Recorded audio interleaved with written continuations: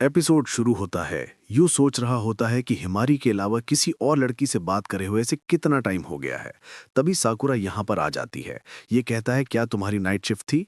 ये हाँ कहती है और कहती है तुम भी थके हुए लग रहे हो। यू कहता है एनवायरनमेंट चेंज होने पे मैं इजीली अडेप्ट नहीं कर पाता। साकुरा बोलती है तुम हमेशा अकेले में एक्सेसरीज बनाते रहते हो तो तुम्हारा एनवायरनमेंट में क्या ही चेंज हो सकता है। ये कहता है ऐसा मत कहो।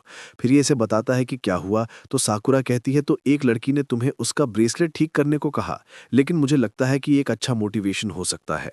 तुम हमेशा हिमारी को माइंड में रखते हुए एक्सेसरीज बनाते हो और जो तुमने हाल ही में बनाए हैं वो भी सिमिलर हैं। तुम्हारे एक्सेसरीज के ओरा में कोई चेंज ही नहीं है, बिल्कुल एक मोशनलेस मिनिएचर गार्डन जैसे। फिर ये इसे बोलती है कि इसे एक्सेसरीज बनाते वक्त रोमांटिक, सैडनेस, रिजेक्शन जैसे अलग अलग इमोशन डालने चाहिए। यू कहता है लेकिन सेल्स अच्छा खासा हो रहा है। तो ये बोलती है क्या अभी तक तुम्हारे पास कोई रिपीटिंग कस्टमर्स आए हैं? फिर ये कहती है तुम्हें अपना प्रॉमिस याद है ना, अगर तुम 30 तक खुद का स्टोर नहीं खोल पाए तो तुम हमारे कन्वीनियंस स्टोर में काम करोगे। यू यहाँ से जाने लगता है और कहता है मुझे पता है। साकुरा बोलती है और तुम हिमारी से शादी भी करोगे? ये कहता है मेरी ओल्डर सिस्टर और भी ज्यादा बोस्टफुल है। नेक्स्ट सीन में यू साकुरा के कही बात के बारे में सोच रहा होता है कि इस पे रिपीटिंग कस्टमर्स नहीं है। ये कहता है accessories once in a life time वाली चीज है। मुझे लगातार मुलाकातें लवर्स जैसी होती हैं जो रुकती नहीं और उस मोमेंट को शाइन करने देती हैं, पर लगता है ये बस मेरा एक एक्सक्यूज था। सीन शिफ्ट होता है। शिंजी नेन से कहता है तुमने मुझे अपने और नासू के साइंस लैब के एनकाउंटर के बारे में डिटेल्स नहीं बताई। रेन कहती है कुछ भी नहीं हुआ था। यह कहता है तुम कंफर्म करना चाहती थी ताकि तुम अपने नेक्स्ट स्टेप के बारे में सोच सको। तुम्हारा लव सपोर्टर होने के नाते तुम्हें मेरे ओपिनियन से हर्ट नहीं होगा, है ना? रेन कहती है कोई तुम्हारा ओपिनियन नहीं मांग रहा है। तभी यहाँ पर हिमारी आती है और इनकी बात रोक देती है। तो शिंजी कहता है मैं रेन से अभी कुछ बात कर रहा था। हिमारी कहती है मतलब कि लगभग बात खत्म हो चुकी है। यह कहता है नहीं, हम अच्छे पार्ट पे जाने वाले थे। तभी कुछ लड़कियां शिंजी को उनके टेनिस स्विंग देखने को बुलाती है और ये यहाँ से चले जाता है। हिमारी रेन से कहती है अच्छा वो चले गया, मैंने कुछ अच्छा सोचा है, क्या तुम सुनना चाहोगी? रेन कहती है मुझे इस बारे में बैड फीलिंग्स आ रही हैं। नेक्स्ट सीन में यू फूलों में पानी डाल रहा होता है और कहता है सिर्फ तुम ही मेरे दिमाग को शांत कर सकते हो। तभी हिमारी इसके पीठ पे चढ़ जाती है और कहती है आज तुम क्या करने वाले हो? ये कहता है मैं यहाँ की सफाई करके घर जाने वाला हूँ, और तुम? ये कहती है क्या मैं तुम्हारी हेल्प करूँ? फिर ये बोलती है क्लास के टाइम तुम्हारे दिमाग में कुछ चल रहा था ना। यू कहता है ये हुई बीएफएफ वाली बात। ये फिर बोलता है मैं अपने नेक्स्ट बैच की थीम चेंज करने के बारे में सोच रहा था, जैसे कि पैशनेट रोमांटिक फीलिंग्स और रिजेक्शन का दुख। हिमारी हंसने लगती है और कहती है क्या तुम्हें फाइनली रोमांस में इंटरेस्ट आ गया है? कुछ देर बात करने के बाद हिमारी बोलती है तुम्हारे सिस्टर की बात में पॉइंट है। तुम अपने प्रेफरेंस के हिसाब से चीजें बना रही हो, लेकिन तुम्हें सेल्स में फोकस करना है तो तुम्हें खरीदारों के पॉइंट ऑफ व्यू के बारे में सोचना होगा। यू बोलता है तो तुम्हें रोमांस थीम के बारे में क्या लगता है? ये कहती है यह बिल्कुल ठीक है क्योंकि इनका मेन टारगेट लड़कियां हैं और लड़कियों को रोमांस पसंद है। यू कहता है तुमने तो कहा था तुम्हें रोमांटिक फील नहीं होता है। ये कहती है हाँ, पर तुम्हें पता है ना मैं बहुत ही पॉपुलर हूँ, और ये कंफर्म हो गया था जब एक लड़का मुझसे कन्फेस करने आया था। इसका मतलब हुआ कि रोमांस में मैं स्ट्रॉन्गेस्ट हूँ। यू कहता है तो फिर मिस हिमारी लव के बारे में क्या सोचती हो? ये कहती है किस और सेक्स करने की फीलिंग। तो ये बोलता है ये बस लस्ट है। ये कहती है लेकिन किस करने का मन तभी तो होगा ना जब उससे लव करते हो। शॉर्ट में कहूँ तो किस और रोमांटिक फीलिंग सेम टाइम पे होता है। यू कहता है ये लस्ट से अलग कैसे हुआ? May be lust romantic feeling का एंटोनिम होता है। फिर यू की प्रेफरेंस पूछते हुए कहती है क्या तुम्हें बिग बुब्स पसंद है, या ब्लैक हेयर, या फिर रेड हेयर? फिर ये कहती है क्या तुम इनोची को किस नहीं करना चाहते? यू कहता है इनोची अभी कहाँ से आ गई बीच में? ये कहती है मैंने बस सोचा कि एक मॉडल को माइंड में रखते हुए ये ईजी रहेगा। मैं ये जानने की कोशिश नहीं कर रही थी कि तुम दोनों के बीच कुछ चल रहा है। फिर ये कहता है मुझे किसी लड़की को देख के कभी भी किस करने को मन नहीं किया। हिमारी इसे कहती है क्या तुम मेरे साथ ट्राई करना चाहोगे? यू हैरान होता है और कहता है हम ऐसा नहीं कर सकते। ये कहती है क्यों? यू बोलता है क्या तुम मुझे एक आदमी की तरह देखती हो? हिमारी बोलती है बिल्कुल नहीं, तुम बस मेरे बेस्ट फ्रेंड हो। ये फिर कहती है कि इन दोनों ने कभी किस एक्सपीरियंस नहीं किया है, तो अगर ये ट्राई करे तो एटलीस्ट इन्हें ये फीलिंग के बारे में पता चल जाएगा। यू मन में कहता है ये हमेशा अच्छे आइडियाज के साथ आती है, पर इसके लॉजिक का मतलब है कि ये दिमाग से हिली हुई है। ऐसा हो ही सकता है कि इसकी लॉजिक के साथ एक फ्रेंड को किस किया जा सकता है। हिमारी इसका हाथ पकड़ते हुए कहती है अगर इमोशंस इन्वॉल्व ना हो तो ये हाथ पकड़ने से कुछ अलग नहीं है, ये बस एक रेगुलर स्किन कॉन्टैक्ट है। यू कहता है क्या तुम ऐसा बोलना बंद करोगी? इससे ऐसा लग रहा है जैसे कि मैं बिगड़ा हुआ लड़का हूं जैसे लड़कियों का हाथ पकड़ना अच्छा लगता है। ये कहती है लेकिन मुझे तुम्हारे साथ हाथ पकड़ना अच्छा लगता है। ये कहता है तो तुम बिगड़ी हुई हो। हिमारी कहती है चिंता मत करो, मैं ये सिर्फ तुम्हारे साथ करूंगी। फिर ये अपने लिप्स पे उंगली रखते हुए कहती है क्या तुम करना चाहोगे? यू मन में खुद को शांत करने को बोलता है और बोलता है कि ये बस इसकी शरारतें हैं, ये बाद में मेरा मजाक बनाएगी, लेकिन इसके गाले लाल क्यों हो रहे हैं? हिमारी इसको अपनी तरफ खींचती है और पास आ रही होती है। यू खुद को शांत करने की कोशिश करता है और आंखें बंद कर लेता है और हिमारी हंसने लगती है और बोलती है लगता है इस बार मैंने कुछ ज़्यादा ही कर दिया।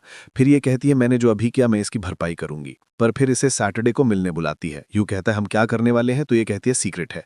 अगले सैटरडे यू हिमारी के भाई के साथ कार में होता है। ये कहता है तुम कब से हमारे वहां पर नहीं आए हो, मुझे विटामिन यू की कमी हो रही है।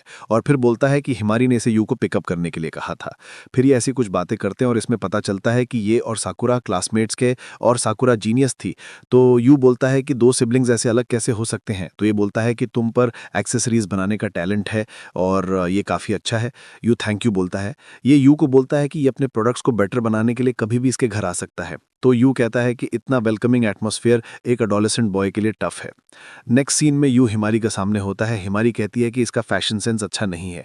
यू मन में बोलता है इसके फेस पे लिखा है कि ये कहना चाह रही हो कि तुम्हें मुझे ऐसे वेट कराने की हिम्मत कैसी हुई जो हमेशा क्यूट लगती है और खुद ऐसे कपड़े पहन के आई हो जैसे काम से वापस आई हो।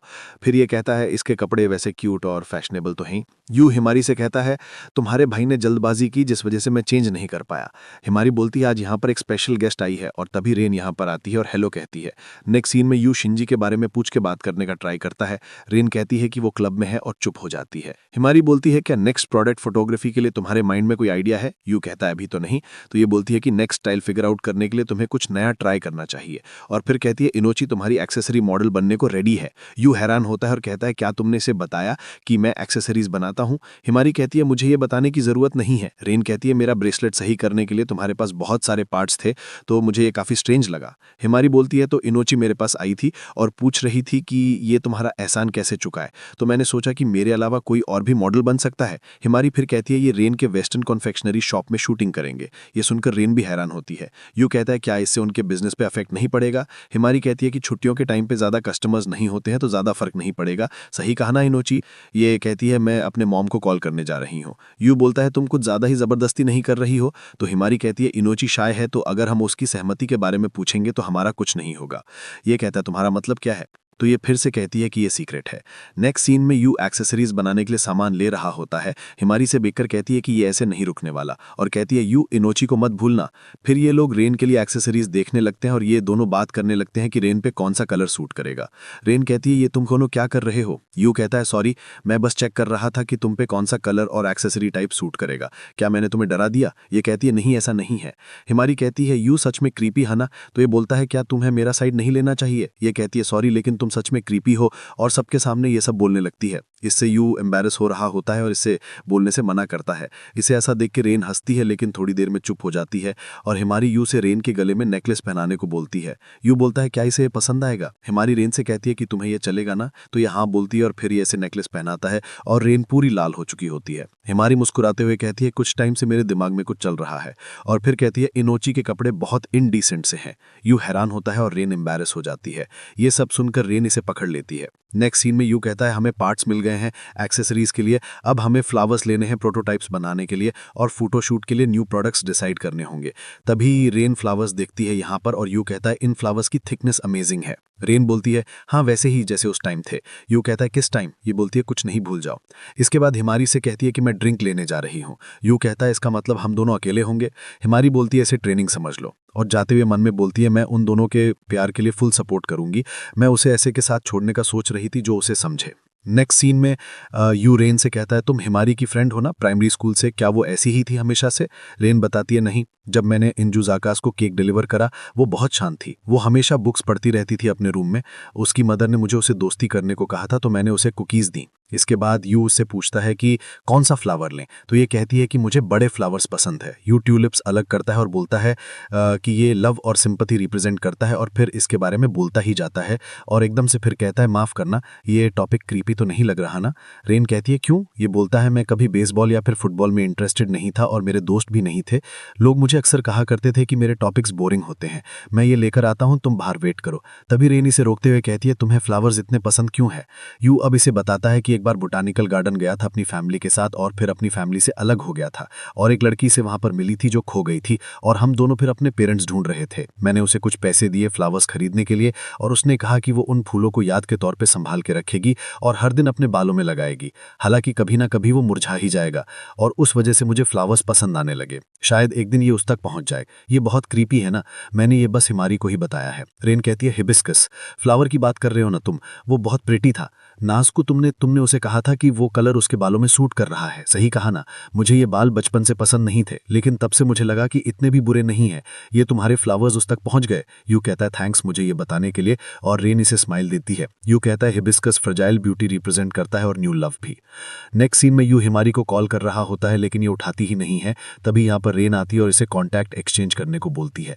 दूसरी तरफ हिमारी को दिखाया जाता है जो घर पे होती है और याद कर रही होती है जब रेन ने इससे बोला था कि 2 साल पहले जब मेरी सिस्टर ने मुझे ब्रेसलेट दिया तो उसकी इमेज मेरे दिमाग में आ गई जब उसने मुझे वो फ्लावर दिया था बोटानिकल गार्डन में। और हिमारी अब कह रही होती है एक इंसान बेस्ट फ्रेंड से भी क्लोज, इसीलिए मैंने सोचा कि उनके लव को सपोर्ट करूंगी, लेकिन मैं गलत थी। मुझे उनकी मदद करने की भी जरूरत नहीं थी। मैं बहुत खुश हूं, मेरे 2 प्रेशियस फ्रेंड्स का हैप्पी फ्यूचर होगा एक साथ, लेकिन मैंने उसकी आंखें वैसी नहीं देखी। जब मैं सोचती हूं कि यू मुझसे दूर चले जाएगा तो मैं उस जगह वापस नहीं जा पाती, पता नहीं क्यों।